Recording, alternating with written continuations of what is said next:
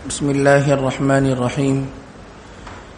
ہم جناب نبی کریم سرکار دو عالم صلی اللہ علیہ وسلم کی سیرت مبارکہ آپ کے سامنے ذکر کر رہے تھے۔ آج ہماری یہ 13ویں نشست ہے۔ گزشتہ کل کی جو نشست تھی اس میں ہم نے آپ صلی اللہ علیہ وسلم نے جو مدینے کی طرف ہجرت فرمائی اس ہجرت کا واقعہ آپ کے سامنے ذکر کیا۔ مسجد نبوی کی تعمیر اس کا تذکرہ آپ کے سامنے ہوا۔ اذان کی ابتدا اور اس کا آغاز یہ آپ کے سامنے ذکر کیا گیا، اور حضرت سیدنا عائشہ صدیقہ رضی اللہ تعالیٰ عنہا کا جو ولیمہ مسنونہ تھا اس کا تذکرہ آپ کے سامنے گزشتہ کل کی جو نشست تھی وہ آپ کے سامنے ہم نے اس کا تذکرہ کیا۔ اور یہ سارے وہ واقعات تھے جو سن 1 ہجری میں جو ہے وہ سارے واقعات جو ہے اس کو رونما ہوئے۔ آج ہم جو ہماری جو 13ویں نشست ہے اس میں سن 2 ہجری میں پیش آنے والے واقعات وہ آپ کے سامنے ذکر کریں گے۔ ان واقعات میں پہلا واقعہ وہ تحویل قبلہ کا واقعہ ہے۔ تحویل قبلہ کا مطلب کیا ہے؟ جناب نبی کریم سرکار دو عالم صلی اللہ علیہ وسلم جب مکہ مکرمہ میں رہتے تھے تو اس دوران آپ کا جو قبلہ تھا وہ بیت اللہ تھا۔ آپ بیت اللہ کی طرف رخ کر کے آپ نماز ادا کیا کرتے تھے۔ جب آپ مدینہ منورہ تشریف لائے تو اللہ تبارک و تعالیٰ کی طرف سے یہ حکم ہوا کہ اب آپ نے جو رخ کرنا ہے وہ بیت المقدس کی طرف منہ کر کے نماز پڑھنا ہے۔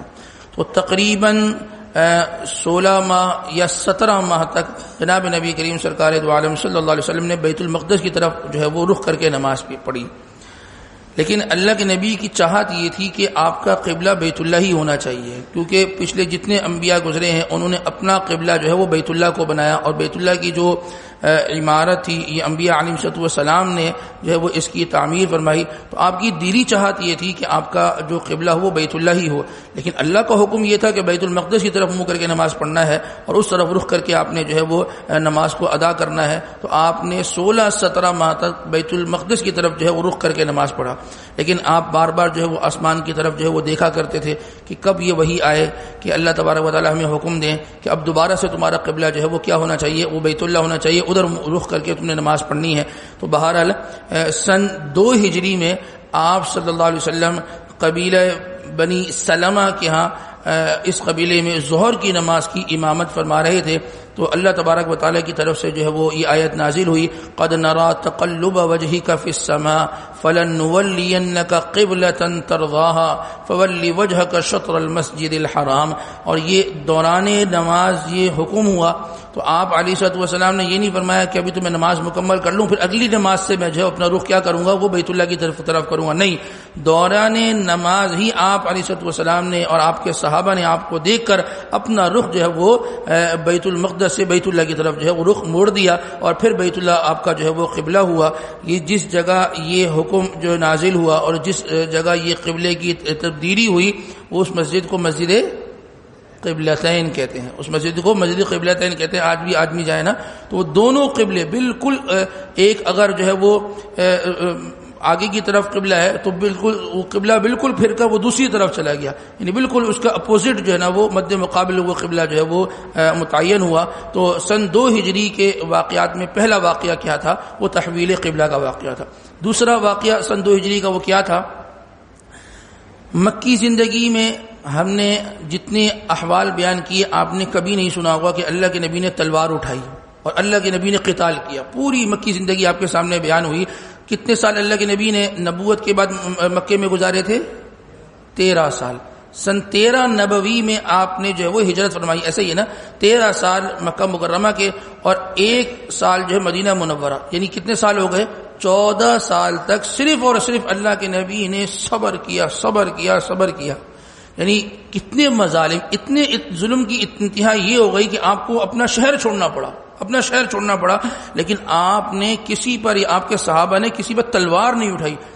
پہلی ہجرت حبشہ کی طرف ہوئی، پھر مکہ چھوڑ کر مدینہ آنا پڑا، سارے معاملات ہوئے، اب سہتے رہے۔ سن 2 ہجری 12 صفر المظفر اس تاریخ کو یہ آیت نازل ہوئی۔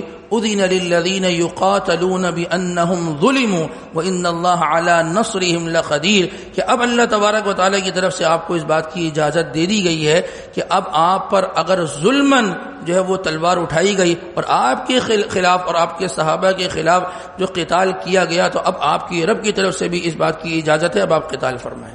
یہ جو آیت نازل ہوئی، یہ ان ظلم اور مظالم کو 14 سال تک سہنے کے بعد پھر یہ آیت نازل ہوئی۔ ذرا اس کو بھی سمجھ لیں۔ ہمارے یہ لوگ یہ کہتے ہیں کہ جی بھی جو جہاد ہے اس کا مطلب یہ ہے کہ بس تلوار اٹھاؤ اور بس شروع ہو جاؤ مشرکین پر، ایسا نہیں ہے۔ اس کے بھی چند یہ سمجھے کہ اسٹیپس ہیں، چند جو ہے مراحل طے کرنے ہوتے ہیں۔ سب سے پہلا یہ ہوتا ہے کہ اگر کوئی آدمی جو ہے یا کوئی قبیلہ یا کوئی جماعت غیر مسلم ہو تو سب سے پہلے ان کو اسلام کی دعوت دی جاتی ہے۔ ایسا نہیں ہوتا کہ تلوار اٹھائی اور شروع ہو گئے، نہیں، ان کو پہلے اسلام کی دعوت دی جاتی ہے اور ان کو اسلام کے بارے میں ان کے جو شک و شبہات ہوتے ہیں ان شک و شبہات کو دور کیا جاتا ہے، اور اس کے بعد جا کر اگر وہ یہ کہتے ہیں کہ نہیں ہمیں ہماری بات کو سمجھ میں نہیں آ رہی تو ہم سے یہ کہا جاتا ہے کہ تم جزیہ دو، یعنی ٹیکس دو۔ ٹیکس پہ اگر وہ راضی ہو جاتے ہیں تو ٹھیک ہے، ہم نے آپ کو امان دیا ہے، یہ علاقہ یہ شہر یہ ہمارا ہے، اس میں آپ رہیں اور اس کا ہم یہ ٹیکس دیتے رہیں، ہماری طرف سے آپ کو امان ہے، کوئی مسئلے کی بات ہی نہیں ہے۔ اگر وہ کہتے ہیں نہیں ہم آپ کے شہر میں رہیں گے، آپ کے امان میں بھی رہنا چاہتے ہیں اور اس کا کوئی جزیہ اور ٹیکس بھی نہیں ہوگا اور ہم جیسے چاہیں ہم زندگی گزاریں گے، تو کہا جاتا ہے کہ نہیں ایسا نہیں ہوگا، پھر آپ کے خلاف کیا ہوگا؟ آپ کے خلاف قتال ہوگا اور پھر جو ہے نا وہ قتال کیا جاتا ہے۔ تو یہ مرحلہ وار جو ہے وہ جہاد کی طرف جایا جاتا ہے، ایک دم میں جہاد کی طرف جو ہے وہ جانے کی شریعت نے اجازت جو ہے وہ نہیں دی گئی۔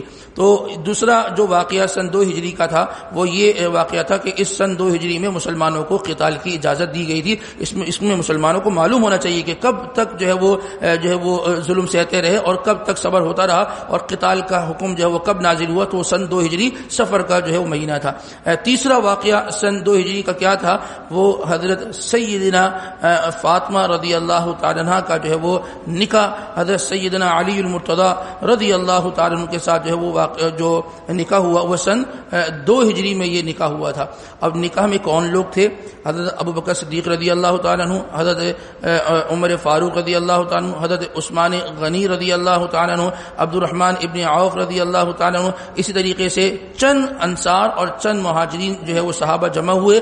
آپ صلی اللہ علیہ وسلم نے اپنی لخت جگر کا خود ہی نکاح پڑھایا اور آپ نے دعاؤں کے ساتھ ان کو رخصت کر دیا۔ بس یہ سادہ، یعنی اس کائنات میں اگر کوئی رتبہ رکھنے والی عورت ہو تو ان عورتوں میں سب سے اعلیٰ مقام تو حضور کی اپنی بیٹی کا ہے نا۔ لیکن حضور نے اپنی بیٹی کو کیسے رخصت کیا اور کن سامان کو دے کر رخصت کیا، جس کو کہتے ہیں نا جہیز؟ وہ کیا جہیز تھا؟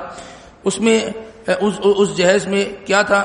ایک جو ہے وہ چمڑے کا گدا تھا لیکن اس کے اندر روئی نہیں تھی بلکہ کھجور کی چھال بھری ہوئی تھی۔ اسی کے ساتھ ساتھ ایک جو ہے وہ خوشبو کہہ لیں یا ایک عطر کہہ لیں وہ آپ نے دی۔ اسی کے ساتھ ایک مشکیزہ دیا، 2 گڑھے دیے، گڑھے کہتے ہیں وہ جو مٹکے ہوتے ہیں، وہ 2 مٹکے دیے، ایک مشکیزہ 2 مٹکے دیے، اور اسی کے ساتھ ساتھ چند 1-2 چیزیں اور تھیں کہ جس کا جو ہے وہ جہیز تیار ہوا اور بس وہ اللہ کے نبی نے اپنی بیٹی کو دیا اور آپ نے جو ہے وہ دعاؤں کے ساتھ ان کو رخصت کر دیا۔ دیکھیں یہ چیزیں بھی اللہ کے نبی نے کیوں دی تھی؟ کیونکہ حضرت علی رضی اللہ تعالیٰ اللہ کے نبی کے کون تھے؟ بھتیجے تھے، ایسے ہی نا، بھائی کے بیٹے تھے، بلکہ آپ کے چچا زاد جو ہے نا بھائی تھے، ایسے ہی ہے نا، تو ابو طالب کے بیٹے تھے اور اللہ کے نبی کی زیر کفالت میں تھے، تو ان کے پاس اتنا کچھ تھا ہی نہیں کہ وہ اپنی اہلیہ کو رخصت تو کروا کے اپنے گھر لے کر آئیں، لیکن کہاں لیٹیں گے، کہاں بیٹھیں گے، کس چیز میں پئیں گے، کس چیز میں کھائیں گے؟ تو یہ جو چند چیزیں دی گئی تھیں وہ اس لیے دی گئی تھی کہ ان کے پاس بالکل بھی کچھ نہیں تھا۔ تو اس چیز کو بنیاد بنا کر جو ہے وہی کہہ دینا کہ جی جہیز ضروری ہے، تو اس وقت میں ضروری اس لیے تھا کہ وہاں کچھ بھی نہیں تھا اور یہاں سب کچھ ہوتا ہے، اور پھر بھی جو ہے وہ مطالبات اور جو ہے یہ اس طریقے کے جو ناجائز مطالبات ہوتے ہیں کہ اور زور زبردستی کے ساتھ جو سامان مانگا جاتا ہے، تو اس بارے میں آدمی کو تھوڑا سا سوچ لینا چاہیے کہ یہ مانگنا کیسے ہے۔ مانگنا تو ویسے ہی شریعت نے جو ہے اس کو پسند نہیں کیا۔ تو سن 2 ہجری کے جو واقعات ہیں ان واقعات میں ایک واقعہ حضرت فاطمہ رضی اللہ تعالیٰ کا نکاح اور آپ کی رخصتی تھی۔ سن 2 ہجری کا ایک اور واقعہ ہے، وہ واقعہ کیا ہے؟ غزوہ بدر۔ غزوہ بدر بھی وہ سن 2 ہجری میں ہوا، اس کا کیا پس منظر تھا، اس کے کیا اسباب تھے، یہ غزوہ بدر کیوں ہوا اور اس کی کیا شکل و صورت تھی اور اس کے کیا نتائج تھے، وہ انشاءاللہ ہم آئندہ کل کی نشست میں آپ کے سامنے رکھیں گے۔ اللہ تبارک و تعالی ہمیں سیرت مبارکہ کو پڑھنے، اس کو سننے اور اس پر عمل کرنے کی توفیق نصیب فرمائے۔